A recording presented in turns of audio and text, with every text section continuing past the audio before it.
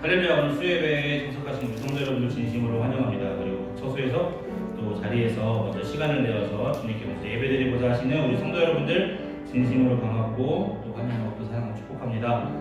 이 시간 우리가 예배에 앞서서 함께 찬양으로 주님께 나아가는데요. 이 시간 찬양할 때 이렇게 고백했으면 좋겠습니다. 우리의 평생을 사는 동안 예수님을 찬양하고 또 여호와를 찬양합니다 하는 마음으로 찬양 함께 고백하며 나갔으면 좋겠습니다.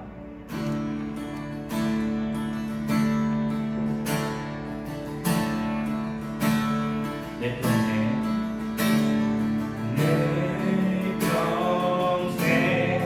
사는 동안 주 찬양하리.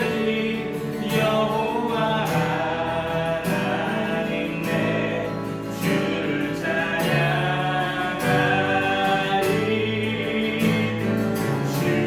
주님을 묵상하니 즐겁도다 내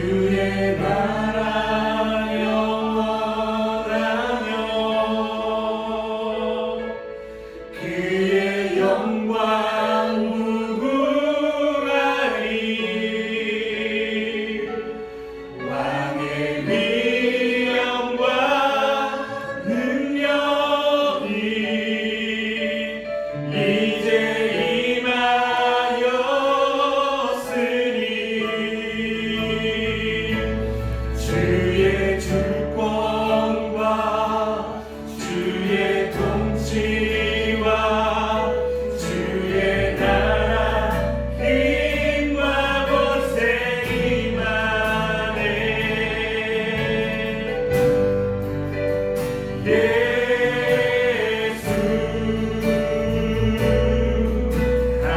하나님의 공의, 예수 하나님의 사랑, 예수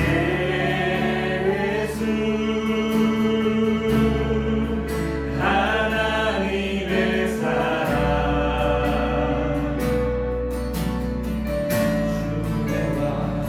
주의 와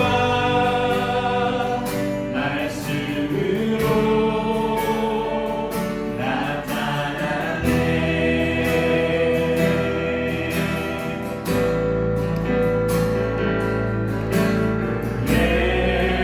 예수 거룩하신 거룩한 하나님, 영광 중에 그의 나라가 그의 나라 우리 시간 주님과 임하십니다. 임하시네. 주의 나라 영원하며 주의 나라 영원하며 그의 영광 무궁하리. 왕의 위엄과 왕의 위엄과 능력이 이곳에 이제 임하였으니 주의 주권과 주의 주권과 주의 통치와 주의 나라 힘과 권세 임하네. 예수 하나님의 공의, 주의 나라 영원하며 주의 영광 무궁하리. 왕의 위엄과 능력 우리 예배 가운데 이제 임하였으니 주의 주권과 주의 통치와 주의 통치와 주의 나라 힘과 권세 임하네. 예수 하나님의 공의, 주의 나라 영원하며 주의 나라 영원하며 주의 영광 무궁하리. 왕의 위엄과 능력 이 시간 여러분 가운데 임하실 것입니다. 이제 임하였으니 주님의 주권과 주의 주권, 주님의 통치와 주의 통치와 주님 나라의 힘과 권세가 이곳에 임하실 것입니다. 힘과 권세 임하네. 예수 하나님의 공의. 기도에 나올 때까지 조용히 묵상기도하면서 우리 예배도 가까이 나가는 시간 가지겠습니다.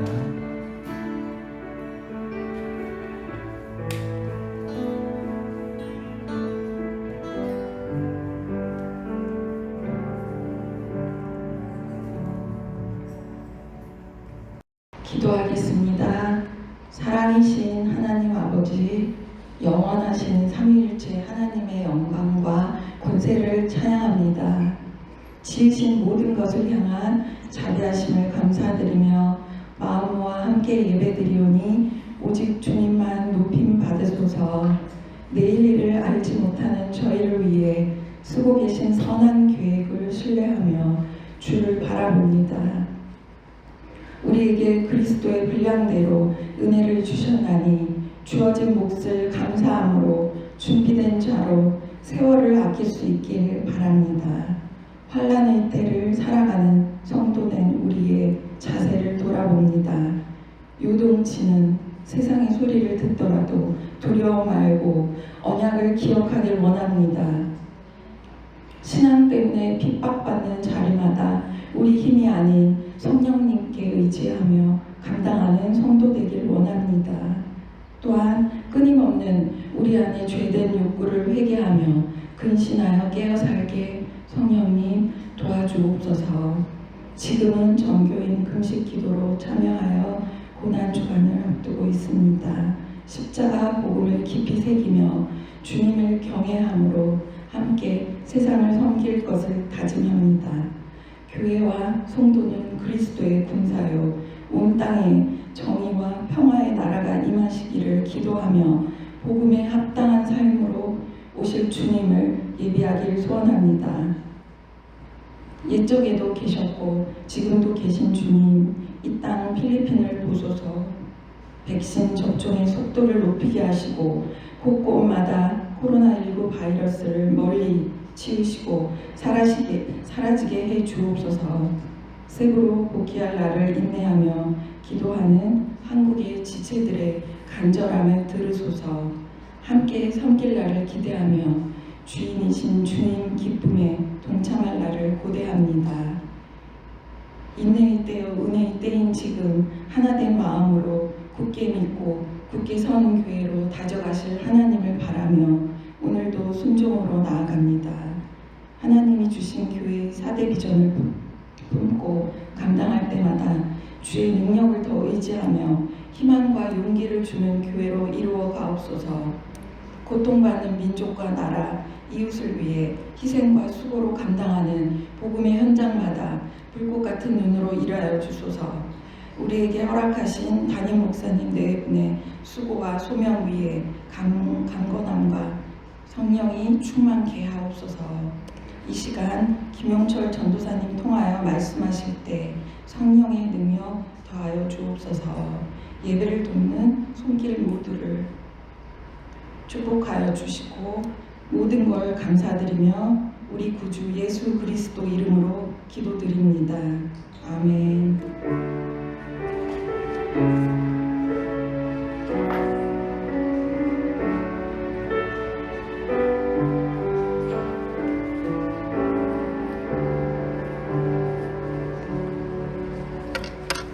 자, 할렐루야. 오늘 나누실 말씀은 누가복음 21장 1절에서 7절 말씀입니다.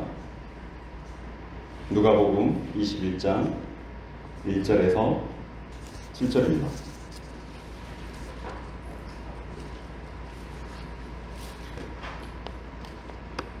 자, 우리 찾으셨으면 다 같이 봉독하겠습니다.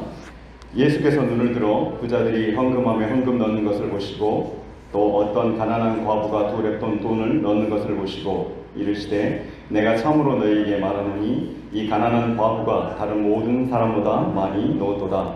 저들은 그 풍족함 중에서 헌금을 넣었거니와 이 과부는 그 가난한 중에서 자기가 가지고 있는 생활비 전부를 넣느니라 하시니라. 어떤 사람들이 성전을 가리켜 그 아름다운 돌과 헌물로 꾸민 것을 말하며 예수께서 이르시되 너희 보는 이것들이 날이 이르면 돌 하나도 돌 위에 남지 않고 다 무너뜨려지리라. 그들이 물어 이르되 선생님이여 그러면 어느 때에 이런 일이 있겠사오며 이런 일이 일어나려 할 때에 무슨 징조가 있사오니까. 아멘.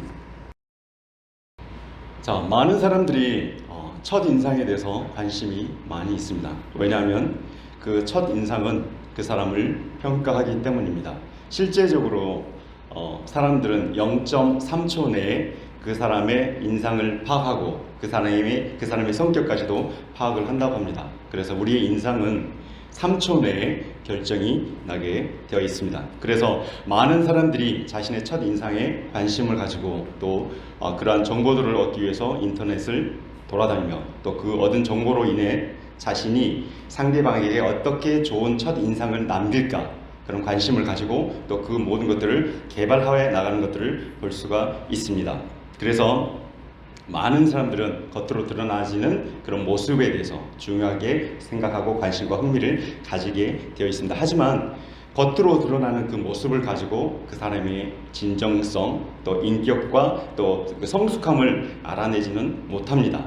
우리가 단지 첫 인상을 가지고 알아낼 수 있는 것은 그 사람의 가장 기초적인 정보에 대해서만 우리가 알아낼 수가 있을 것입니다. 자, 오늘의 말씀은 겉으로 드러나는 모든 모습과 행위보다는 내면의 모습과 그 진실성을 보시는 예수님의 영적 시각에 대해서 오늘 이 시간 나누기를 원합니다. 자, 누가와 복음에 나타난 예수님의 그 사역은 이제 막바지로 달려가고 있습니다. 국제적인 정세와 또 정치적인 정세를 보면 그 급박한 상황 가운데서도 그 모든 상황 가운데서도 예수님은 자신의 사역, 가르치는 사역을 꾸준히 끝까지 이행하고 계시는 것들을 우리가 볼 수가 있습니다. 오늘 본문 21장 전장인 20장을 보시게 되면 20장 마지막 부분에 예수님은 외식하는 서기관들을 조심하라고 우리에게 주의를 주고 계십니다. 긴 옷을 입고 또 시장에서 안부 받는 것을 좋아하고 또 길가에서 큰 소리로 기도하며 또 잔치 자리에서 윗자리를 원하고 회당에서 높은 자리를 원하는 그러한 서기관들, 외적으로 보여지는 그 모든 부분들을 조심하라고 이야기를 하십니다. 쉽게 말씀드리자면 사람들을 의식해서 행해지는 모든 행위들을 조심하라고 경고하십니다. 하지만 비단 우리가 여기서 이야기하는 서기관들만의 잘못이라고 보기에는 조금 다른 각도에서 우리가 바라볼 필요가 있습니다.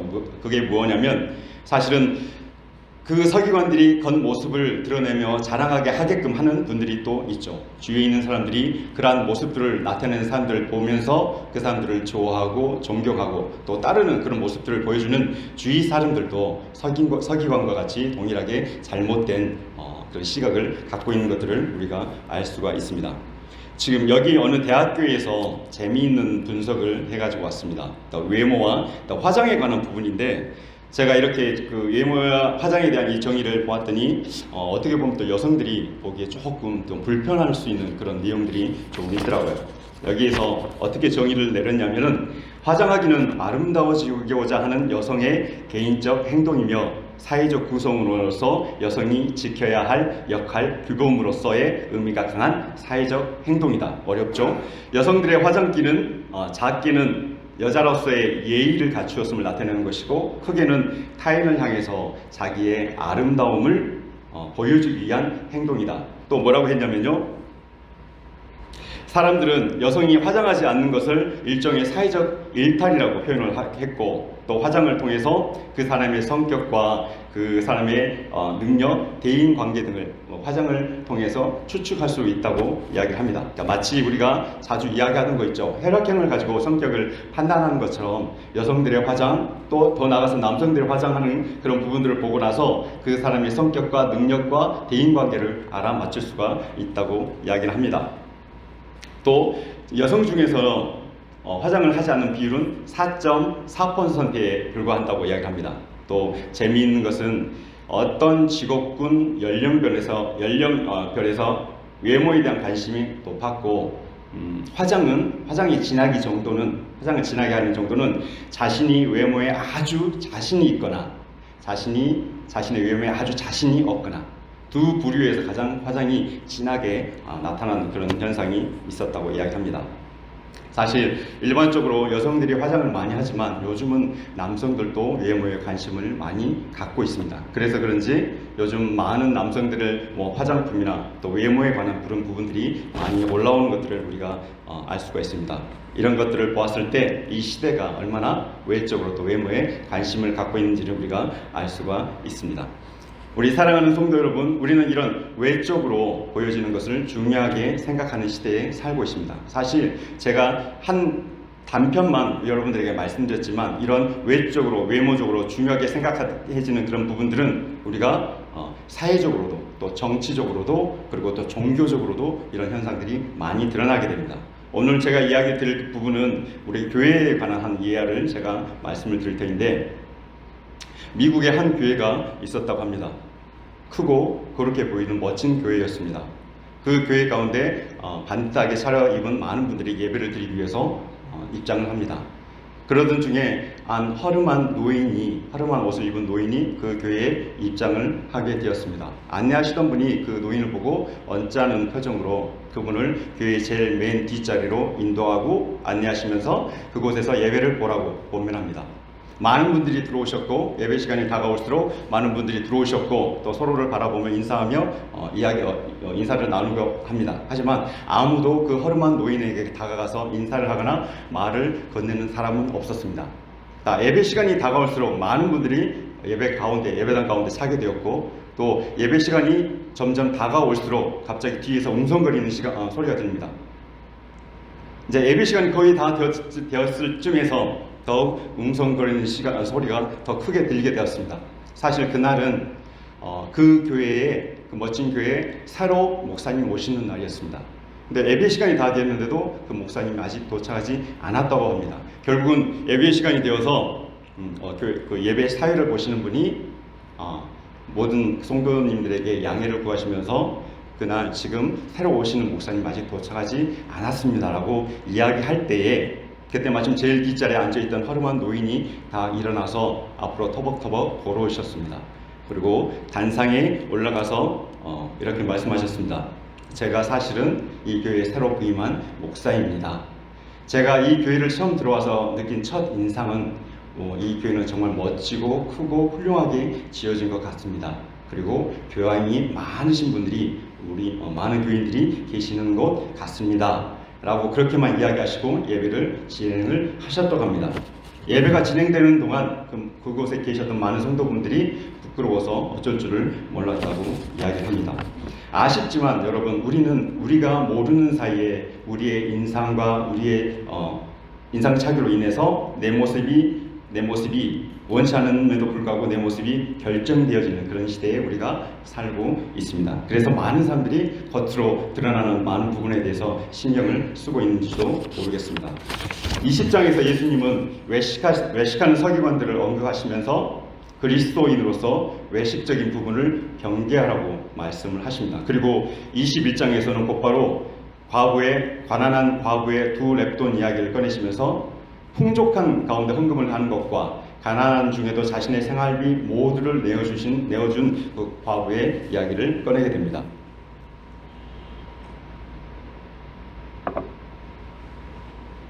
예수님은 풍족한 가운데 헌금을 하며 자신이 드리는 그 헌금의 양에 또 뿌듯해하고 있을 그 사람들에게 실질적으로 가장 헌금을 많이 한 사람은 두 렙돈을 낸 이 가난한 과부라고 선포를 하십니다.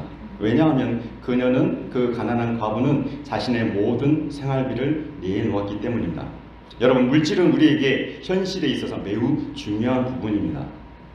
하지만 예수님은 오늘 말씀에서 물질에 관해서만 이야기하시면서도 하나님은 가장 중요하게 생각하는 것은 물질을 드릴 때에 드려지는 그 마음을 더 중요하게 생각하고 계십니다.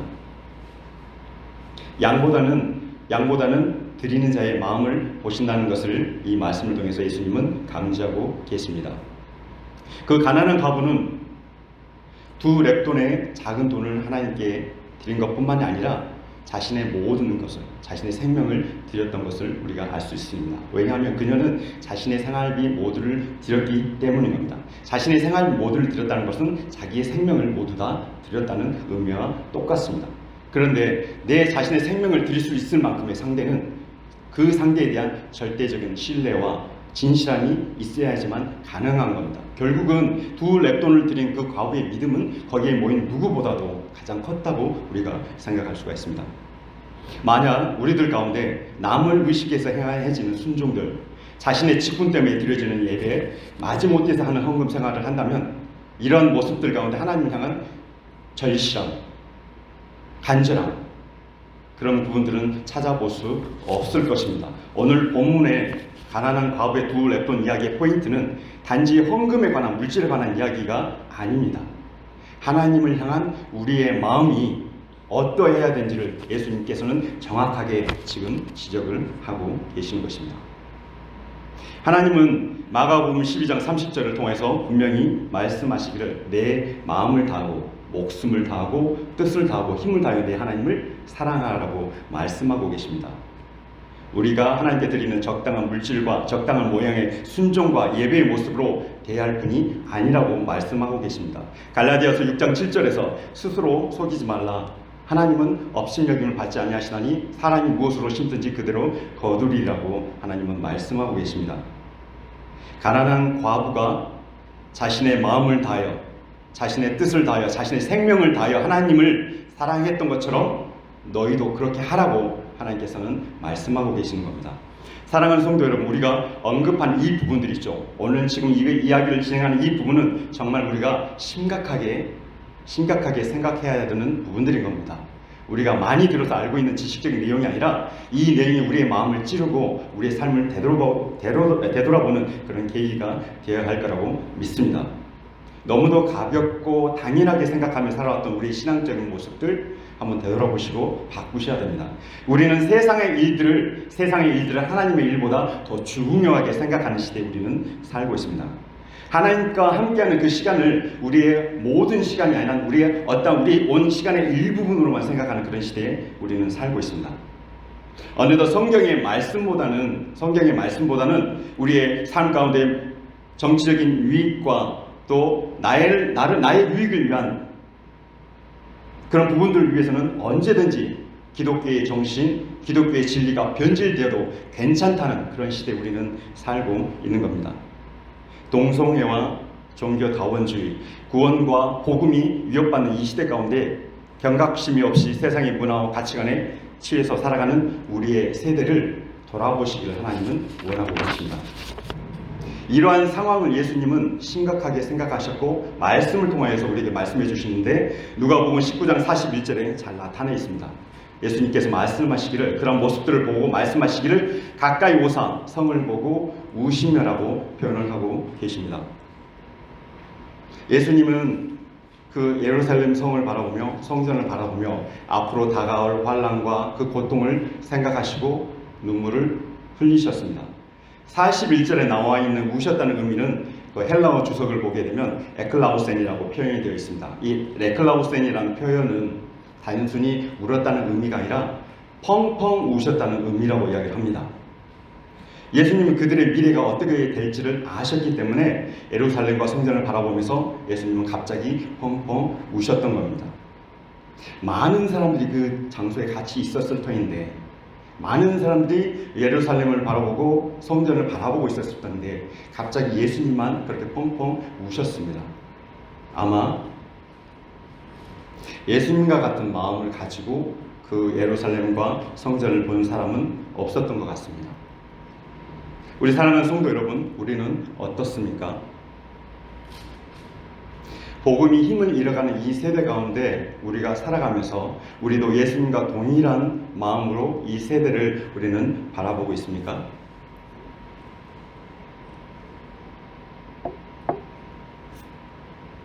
살아있는 하나님의 성전이라고 자부한 우리를 예수님은 어떠한 모습으로 우리를 바라보고 있을까요? 이제는 가식적이지 말기를 바란다. 온 마음과 정성을 다하여 나한테 나오기를 원한다. 나를 대하기를 원한다. 너희들의 유익과 이익을 위해서 내 이름을 팔지 말고 나를 사랑하는 모습으로 나오기를 원한다. 눈에 보여지는 것에 집착하지 말고 진심함으로 진실된 마음으로 내게 나오기를 원한다고 하나님 우시면서 우리에게 말씀하고 계십니다. 온 천하보다 귀한 한 영혼을 귀하게 여기신 예수님이 바라보시는 우리 영혼들, 우리 이웃들을 우리는 어떻게 바라보고 있습니까? 예수님은 지금도 멸망을 향하여 치달아가는 그 한 영혼에 대해서 그렇게 예통하고 있다는 것을 우리는 꼭 기억하시기를 바랍니다. 사랑하는 성도 여러분, 저는 여기서 다시 하나 궁금한 점이 하나 생겼는데 그거는 뭐냐면 앞전에 우리 언급했던 그 가난한 두 렙돈에 헌금을 했던 그 과부 이야기, 결국 어떻게 되었을까요? 그 결과는 어떻게 되었을까요? 저는 되게 궁금합니다. 여러분 궁금하지 않으신가요? 왜냐하면 그분이 풍족한 가운데 자신의 헌금을 드렸던 게 아니라 자신의 모든 생활비를 드렸다는 것은 앞으로 살아갈 그 환경이 고난이 있을 거라는 의미인데 어떻게 되었을까요? 왜냐하면 성경에서는 그 뒤에 부분 이야기가 나오지 않습니다. 하지만 여기서 우리가 확신할 수 있는 것은 하나님은 결코 그 과부를 그냥 두지 않았었을 거라는 확신입니다. 그러한 믿음입니다. 그 모든 것들을, 그 생명을 드리는 그 과부를 하나님께서 그냥 두셨을까요? 저는 아니라고 확신합니다. 보이지 않는 부분에서도 하나님의 섭리와 간섭함이 있을 거라는 그런 확신이 바로 우리의 믿음의 고백이라고 저는 믿습니다. 21장 5절 6절에 보시면 성경은 그 뒤를 이어서 어떤 성전에 대해서 이야기합니다. 성경은 아름다운 돌과 헌물로 꾸민 성전을 언급합니다. 어떤 사람이 그 성전의 웅장함과 아름다움을 언급할 때 예수님은 그 성전의 마지막이 어떻게 될 것임을 이야기합니다. 예수님은 우리가 그렇게 세상을 살아가며 중요하게 생각했던 그 모든 것들이 그 예루살렘 성전이 무너짐 같이 돌 위에 돌 하나 남지 않고 무너질 것이라고 우리에게 경고를 하고 계십니다.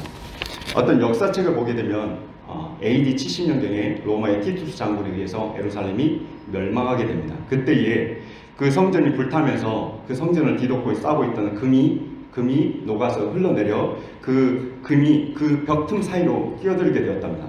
그래서 로마의 군인들이 그 벽돌 사이사이에 끼어있는 그 금을 꺼내기 위해서 취하기 위해서 그 벽돌을 하나씩 다 깨부셨다고 이야기합니다. 그렇게 예루살렘의 성전이 철저하게 파괴되었다고 이야기를 합니다.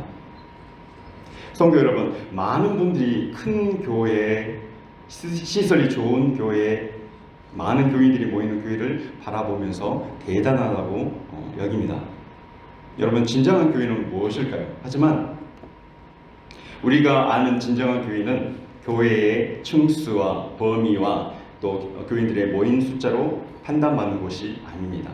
진정한 교회는 예수님의 반석 위에 세워지고 그분께 겸손히 나오는 자들로 또 하나님을 기쁘시게 하는 자들이 모이는 곳이 참 교회입니다. 여러분 멀리서 찾지 마십시오. 우리 세브한교회가 그러한 교회입니다.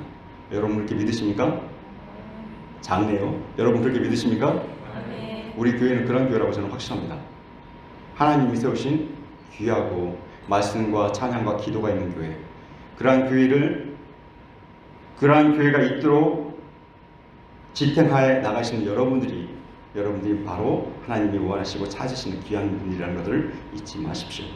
자, 8절 이후를 보면 성경은 또 앞으로 나타날 거짓 그리스도의 출현과 전쟁과 기근과 전염병 그리고 그리스도인들이 당할 핍박에 대해서 이야기를 합니다. 그러시면서 미혹을 당하지 않도록 조심하라고 하십니다. 어느 때보다 이 시대는 진리에 대한 확고한 믿음과 영적 분별력이 필요할 때입니다. 가능하다면 선택된 자들도 미혹하여 하나님께로 떨어지게 하는 게 마귀의 계략이고 책략이며 그들은 지금도 돌아다니면서 그러한 자신의 그 사역을 마귀의 사역을 행하려고 하고 있습니다. 여러분, 진리를 모르면 유혹되는 건 당연한 겁니다. 이거는 직업과 학식이 얼마나 쌓이는지의 그 문제가 아닙니다. 우리가 미혹되지 않기 위해서는 우리의 삶이 매일의 삶이 하나님과 동행하는 삶이어야 되고 예수님께로부터 그런 진리를 매일마다 공급받아야 됩니다. 그렇지 않은 경우는 우리는 언제든지 미혹될 수 있음을 여러분 아셔야 됩니다. 여러분의 학식과 여러분의 지혜를 인정하거나 믿지 마십시오. 여러분보다 우리의 지식보다 우리 학식보다 마귀의 지혜는 더 높고 강합니다.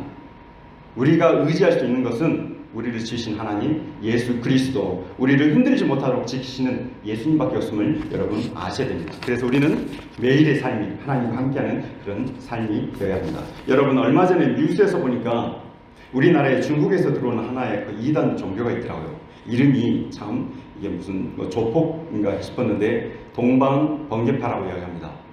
동방번개파인데 이게 그냥 우리가 쉽게 웃고 지나갈 일이 아니라 이 이단이 중국에서 일어난 이 이단이 한국에 들어와서 막대한 자금과 포교 활동을 통해서 이 세력이 엄청 커졌다고 이야기합니다.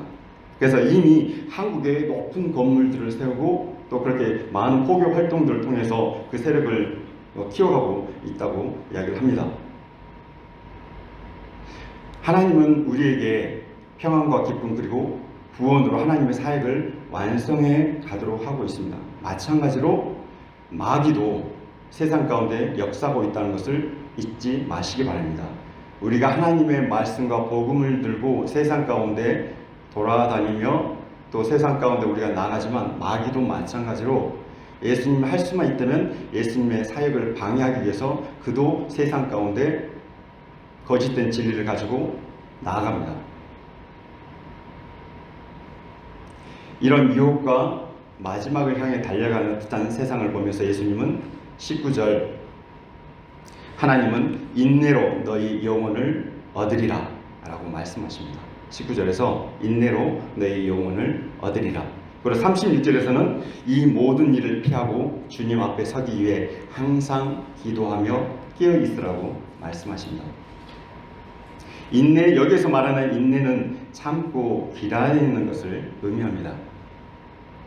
우리에게 있어서 인내하고 참고 기다리며 우리의 영혼을 얻는다는 것은 하나님이 허락하신 영원한 생명을 얻는다는 것뿐만이 아니라 우리의 영이, 우리가 살아가고 있는 이 시대 가운데 우리의 영이 깨어 있어서 현재를 살아가는 동안 세상의 풍조에 우리가 물들지 않고 주님의 마음으로 주님과 소통하면서 기도하며 우리의 믿음을 지켜나가는 것입니다.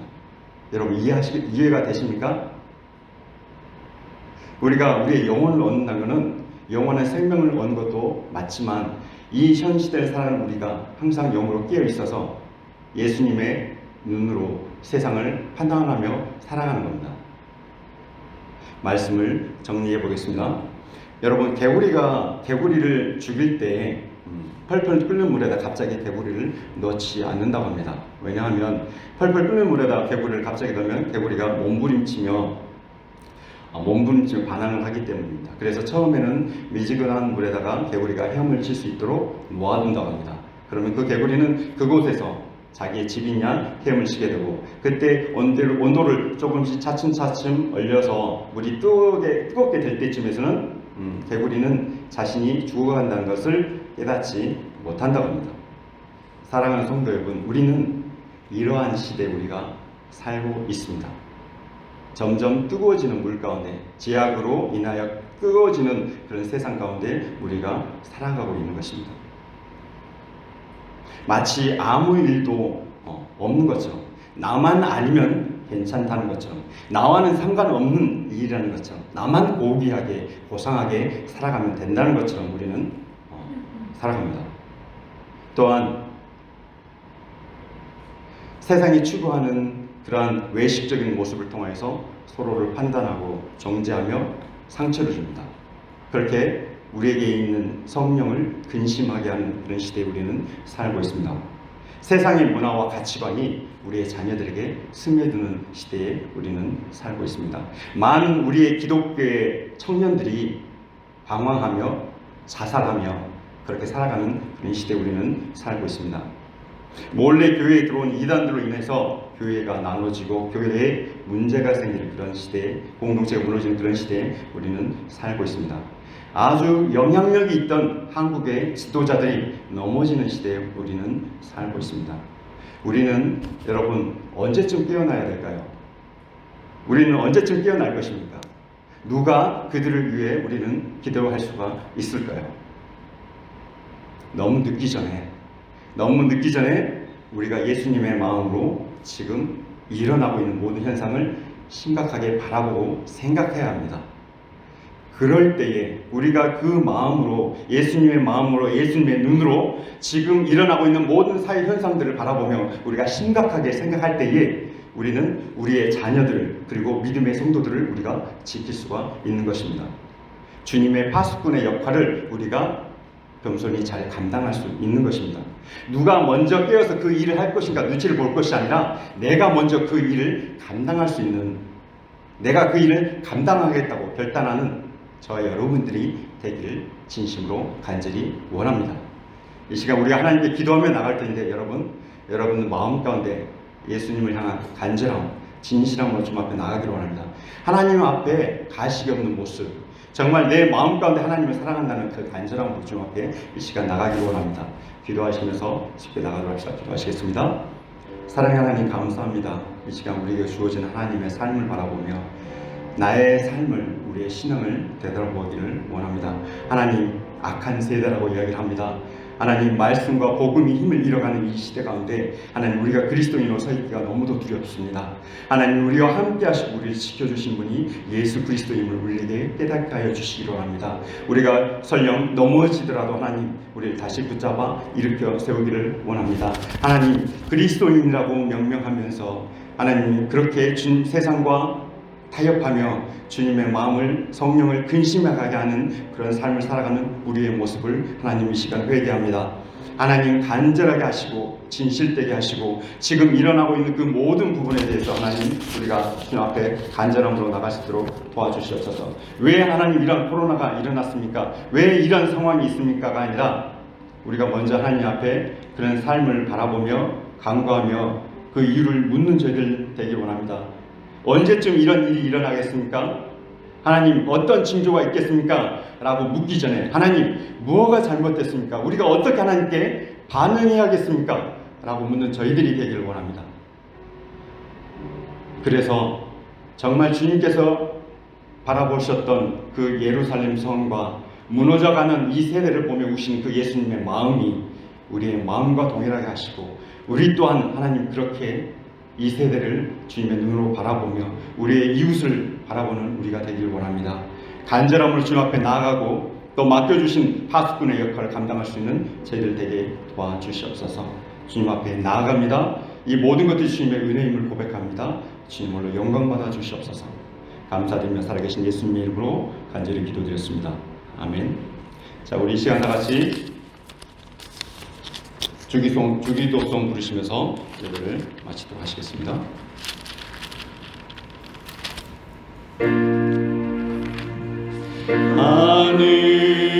하늘에 계신 아버지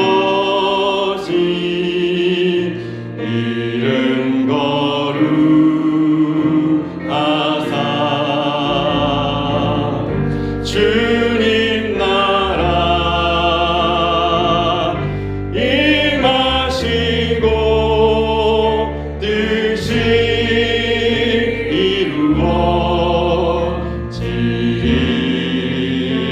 이루어지리이다.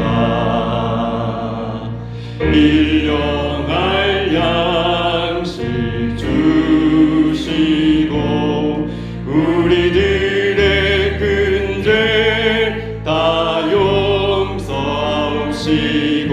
또 시험에 들게 마시고 악에서 구원하소서.